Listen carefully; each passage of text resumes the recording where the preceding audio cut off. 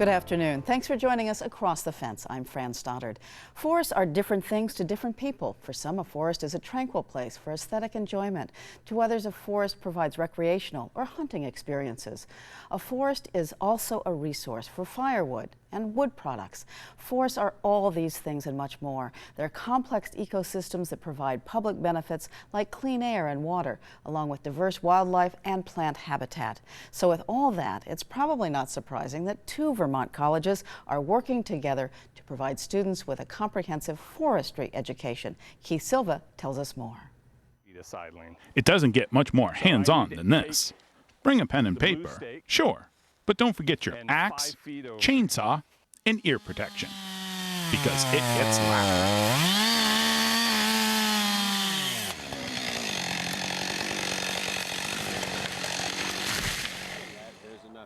Graham Leitner is the instructor for timber harvesting at Vermont Tech.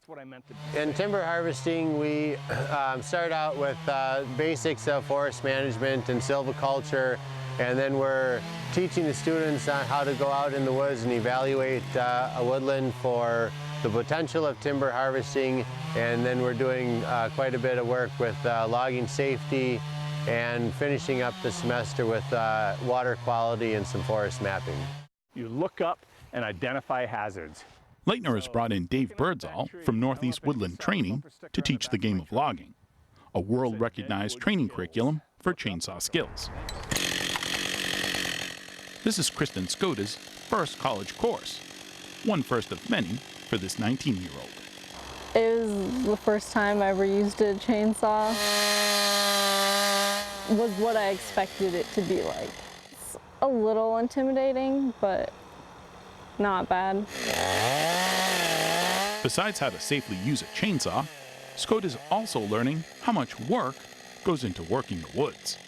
The different harvesting systems are really cool, how many different ways you can get wood out of the forest and how much more goes into it than just cutting down a tree and getting some boards out of it. How much more goes into managing the forest, like for wildlife and just for recreational use. That's something I've found really interesting. Nothing quite like the smell of the gas when you rev up the engine.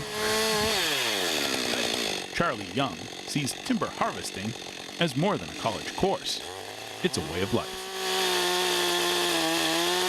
When I get older, I want a large piece of land and property for myself, and I'm going to need firewood if I have a wood stove or something, and also land management. So using this, I can effectively, or more effectively, take care of my future, I guess. The forestry major at Vermont Tech is a 2-year degree. While this fulfills a requirement to get a Vermont forestry license and is ideal for some students, administrators wanted to go further, so they reached out to another state school. We designed this Associates in Forestry degree in collaboration with UVM. Molly Willard manages Vermont Tech's Institute for Applied Agriculture and Food Systems. Students could do their first 2 years here, and then they can either walk away with a technical associate's degree in forestry, or they can go on seamlessly to UVM into their junior year to acquire a Bachelor's of Science in Forestry. This developing partnership between UVM and Vermont Tech is a win-win for students and educators. It's nice for VTC and UVM to collaborate on educational curriculums like this, because I think both institutions bring a different set of expertise. So VTC really focuses on applied, tangible, technical education, and so our timber harvesting course very much is focused on that. And then to go on to UVM, they're able to be really introduced to more faculty, a wider breadth of knowledge in terms of forest ecology, and then also research. When he's not teaching, Leitner owns and operates Vermont Greenwood, a logging and timber harvesting business focused on sustainable forestry. He hires employees whose people skills match their knowledge of forestry. 90% of my employees have actually been formally trained in forestry, and I believe that timber harvesting in the modern world on smaller ownerships, small private woodlands owned by predominantly working families, really requires a greater level of expertise to be able to manage personal relationships on your job sites, to be able to do sustainable work in the woods, and to just make forestry a more well-respected and sustainable profession. Very, very nice. Felling trees requires concentration, patience, and tenacity.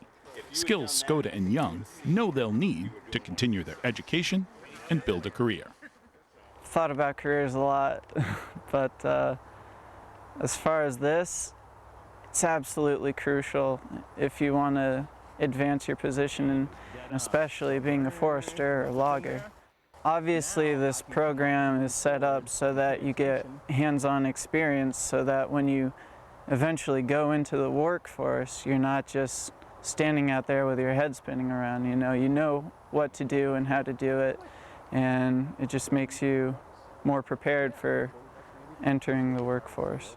What do you think? I really like steps, so that like, okay, when I'm doing this, this is what I have to remember. Right now, I'm kind of like focusing on the hands-on stuff, but I have been thinking about like different careers to go with forestry, and maybe just this class, like where I could take it. Thanks to Vermont Tech and UVM, the next step for these students is sure to make them a cut above. In Randolph Center, I'm Keith Silva with Across the Fence. And joining me now is the director of the forestry program at the University of Vermont, Dr. Tony D'Amato. It's great to have you here. Thanks for having me. What a great connection between Vermont Technical College and UVM. That's working well, it seems? Yeah, we're really thrilled about this partnership, and so coming in the upcoming academic year, this will be formalized as a partnership, so students that are currently at Vermont Technical College can transfer into UVM in fall 2020 and join our Bachelor of Science forestry program. Terrific. It's great to see so many women in here. There's a greater demand for forestry professionals today, or is there? Given the challenge of climate change and invasive species, is it a happening? It is, and if you talk to any person that's been in the profession for a long time, many would say they wish they were graduating right now, just given the number of jobs. And the reason for those jobs is really twofold. One, certainly are these challenges that are facing us, both with invasive species, with fire out west, globally, dealing with issues of equity and deforestation. How do we sustain these areas across the globe? But also, I think people are becoming more aware of how forests really are this key element in our landscape that gives us more than just wood, clean water, carbon, wildlife. And so there's many ways we can get into forestry, and there's also many ways that folks can get employed and actually work as forest stewards. And so, as an example, Vermont Land Trust has foresters on their staff, which 20 years ago you may not have seen a non-government organization with foresters working for them. Sure, and so important, certainly here. So what is forestry education like today as compared to a decade or two ago? Yeah, and as a product of forestry education a couple decades ago, there's elements that were maybe viewed as new ideas, but historically we really focused on the forest as a collection of trees, and those trees were largely managed for either forest products, or if we thought about wildlife, it was game species like deer or grouse. And really the shift has been towards forest ecosystems, really understanding how those forests work, learning everything about them, from the microbes to the birds to the bats and bees that exist there, and also understanding how they fit into both things like water quality, carbon, so that when we're managing forests and we're doing things like producing local wood products or other activities, we understand those impacts and also can design strategies that address things like climate change, invasive species impacts, as well as be part of kind of climate mitigation strategies. Wow, so it's much more than just logging. I mean, does forestry still have an image problem around that? Absolutely, and I think people see a tree cut and it's certainly a tool that we use as part of forestry, but I always say that forest is a big part of the word forestry. Really what we're doing is managing and conserving forests, and so if we want wildlife habitat, occasionally trees are harvested to create diversity and structure. Likewise, if we're looking for forest products, certainly we have to harvest, but it's one of our tools, and really it's critical to understand what it takes to cut trees. Just because you're going to be making prescriptions, asking a logger to do that, also understanding what it takes for them to run their own business, because it's very expensive, and so recognizing if you want someone to do those operations, you need to be aware of the constraints. But really, it's one facet of a much more interdisciplinary field that really focuses on the forest and how it fits into our society. And I imagine Vermont would be kind of on the cutting edge of stewardship and sustainability. Is that true? Yeah, like many things in the environment, Vermont certainly is viewed as a leader, and particularly on the stewardship side, we're really fortunate to have just some amazing foresters in the state, very visionary, very progressive. That starts with some of our leadership in the state, with the Vermont Forest Parks and Recreation, but also we just have amazing consultants as well as folks working in other private sectors. I'd say one area that we actually could improve upon is that from a public perspective, there's really a disconnect between where our wood comes from in Vermont, and it's ironic we're such localivores when it comes to food, but nobody really thinks much about where the wood comes from, and ironically the majority of wood consumed by Vermonters comes from elsewhere, whether it's adjacent states or around the globe. And so if we're thinking about kind of how we fit into global conservation, being kind of a localivore as it relates to local wood consumption, is a key aspect of that from just an equity perspective and just sustaining our working landscapes and those that rely on them.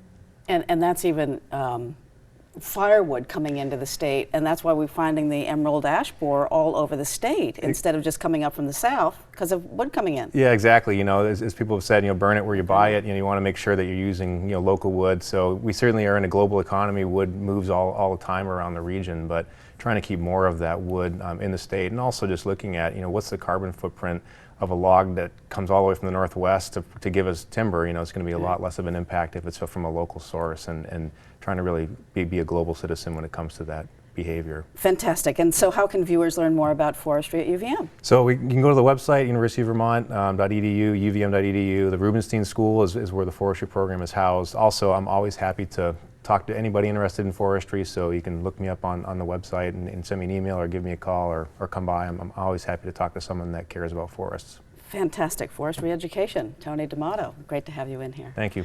And thank you for joining us across the fence. I'm Fran Stoddard.